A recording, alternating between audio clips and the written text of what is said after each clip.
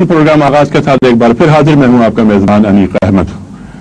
خواتین و حضرات، اقبال اور قرآن آج کے پروگرام کا موضوع. خواتین و حضرات، مسلمانوں کی شعری روایت وہ دین اور رسول اکرم صلی اللہ علیہ وآلہ وسلم کی ذات اقدس پر استوار ہے. اس روایت میں علامہ اقبال ایک بہت بڑا نام، آپ کا احساس، آپ کا جذبہ، آپ کا تخیل قرآن کریم کے سمندر سے اٹھنے والی مختلف لہریں. آج ہم بیٹھے ہیں لاہور میں ملک کے ممتاز اور روشن دماغوں کے ساتھ. موضوع ہمارا علامہ اقبال رحمۃ اللہ علیہ اور قرآن کریم.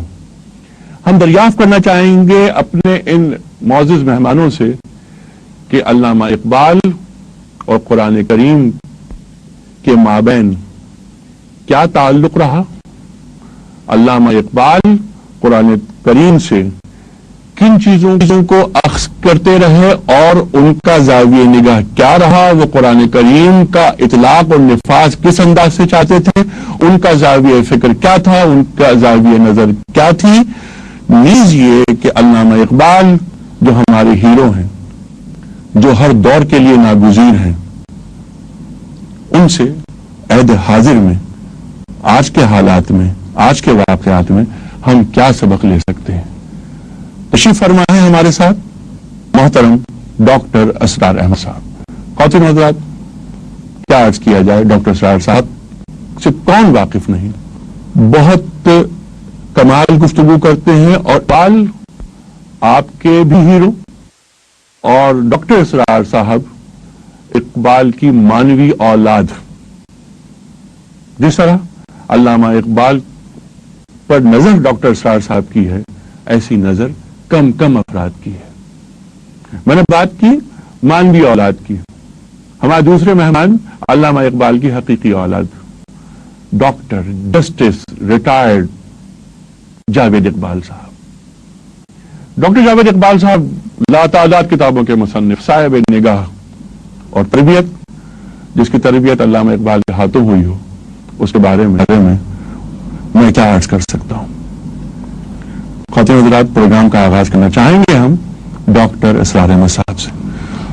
ڈاکٹر صاحب، علامہ اقبال فرماتے ہیں گر تمہیں خواہی مسلمان زیستن نیست ممکن جز بقرآن زیستن. آپ یہ فرمائیے کہ علامہ اقبال قرآن کریم سے بنیادی نظریات کیا اخذ کرتے ہیں. بسم اللہ الرحمن الرحیم. مجھے تعلیم و تعلم قرآن کی خدمت میں لگے ہوئے اب نصف صدی سے زائد کا عرصہ ہو گیا.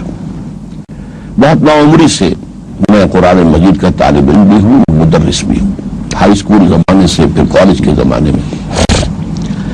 لیکن اس پورے عرصے میں میں اپنا یہ احساس جو ہے وہ آپ کے سامنے رکھتا ہوں، اور وہ یہ ہے کہ عظمت قرآن کا جو انکشاف علامہ اقبال پر ہوا، میرے نزدیک اور کسی پر نہیں ہوا، نہ علماء کے طبقوں میں سے اور نہ ہی دانشوروں کے طبقے میں سے. لیکن یہ ہے کہ عظمت کا انکشاف جو ہوا، جس انداز سے کہ وہ گفتگو کرتے ہیں عظمت قرآن کے بارے میں. ابھی جو شعر آپ نے پڑھا ہے، گر تو بھی خواہی مسلمان سیستن نیست ممکن جز قرآن سیستن، اس سے آگے دیکھیے، کتاب زندہ قرآن حکیم حکمت او لا یزال است قدیم، حرف اورا ریب نئے، تبدیل نئے، آیش شرمندہ تعبیل نئے، فاش گوئے مانچے در دل مزمرست ای کتاب نیست چیزیں دیگر است، مثل حق پنہاؤ ہم پیداستو زندہ و پائندہ و گویاستو. اب آپ اندازہ کیجئے کہ اللہ تعالیٰ کی ذات کے ساتھ تشبیہ دے رہے ہیں کہ جیسے اللہ کی ذات زندہ و پائندہ ہے، گویا ہے، الحی القیوم ہے، اور جس طریقے سے اللہ تعالیٰ کی ذات ہے هو الاول والآخر والظاہر والباطن، یہی کیفیت قرآن کی ہے. مثل حق پنہاؤ ہم پیداستو زندہ و پائندہ و گویاستو. اور اس سے آگے چلیے، چون جہاں در رفت جہاں دیگر شود، جہاں چو دیگر شد جہاں دیگر شود. جب یہ کسی کے انسان کے ذہن و قلب کے اندر سرایت کر جاتا ہے، اس کے اندر ایک انقلاب آتا ہے. He is a change person all together from within. اس کی باہر کی تبدیلی جو ہے وہ بہت بات کی بات ہے، یہ اندر کی تبدیلی ہے. اور جو یہ تبدیلی ہے یہ ایک عالمی انقلاب کا پیش خیمہ بن سکتی ہے. اور جس شخص کے لیے یہ تبدیلی آ جائے اس کے لیے تو قوم و مکان بدل جاتے ہیں، اس کا اینگل آف ویو بدل جاتا ہے، اس کے نقطہ نظر بدل جاتا ہے، اس کی ویلیوز بدل جاتی ہیں، قاری قرآن بن جاتا ہے. اچھا، تو استنباط کے حوالے سے آپ بات کر رہے ہیں، تو بنیادی موضوعات اگر ڈاکٹر صاحب لیے جائیں. دیکھیے، میں سب سے پہلے شمار کروں گا ان کا جو فلسفہ خودی ہے، جس کی تعبیر وہ بہت مختلف شد پریشاں جو ہے خواب من قسمت تعبیر ہا کا معاملہ بنا ہے. لیکن اس کی تعبیر جو میں سمجھتا ہوں اور جس کی طرف کی اصل میں ان کے ایک شارح جو ڈاکٹر رفیع الدین نے کی ہے، کہ اس سے مراد کیا ہے کہ انسان ایک ڈوئل پرسنالٹی کا حامل ہے. انسان کے اندر ایک حیوان بھی ہے اور ایک روح ربانی بھی ہے. یہ زمین و آسمان کا فرق ہو جاتا ہے باقی حیوانات سے انسان کا. یہ بات بہت پہلے شیخ سعدی کہہ چکے تھے، آدمی زیادہ طرف معجون است از فرشتہ سرشتہ وز حیوان.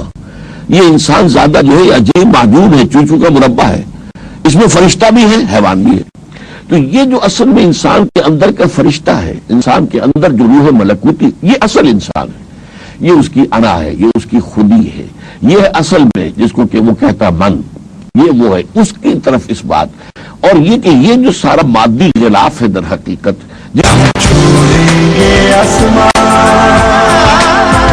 Saudi Park Bank, passion to go beyond.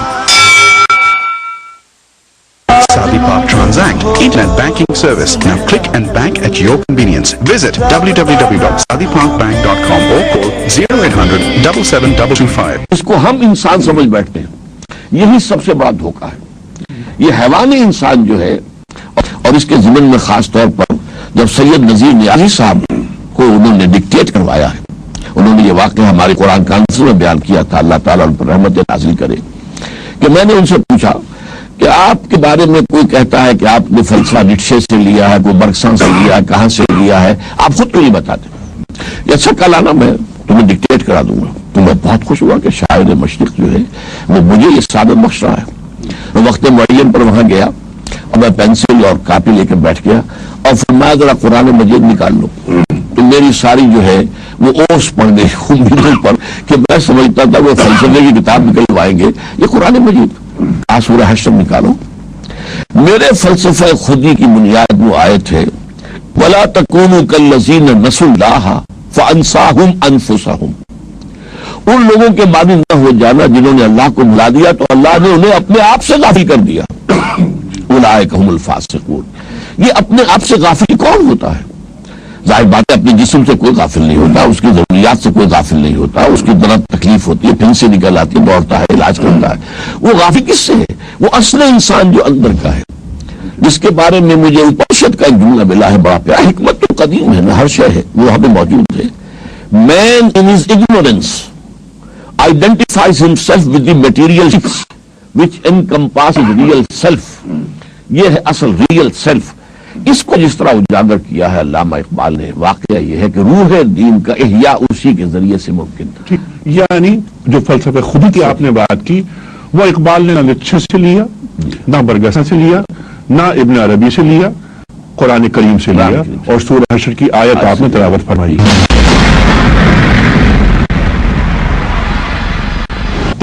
عادت ڈالی ہوئی تھی، تو اکثر یہ جب تلاوت کر رہے ہوتے تو والد ان کے پاس سے گزرتے تو کہتے کہ آپ سے ایک بات کرنی ہے.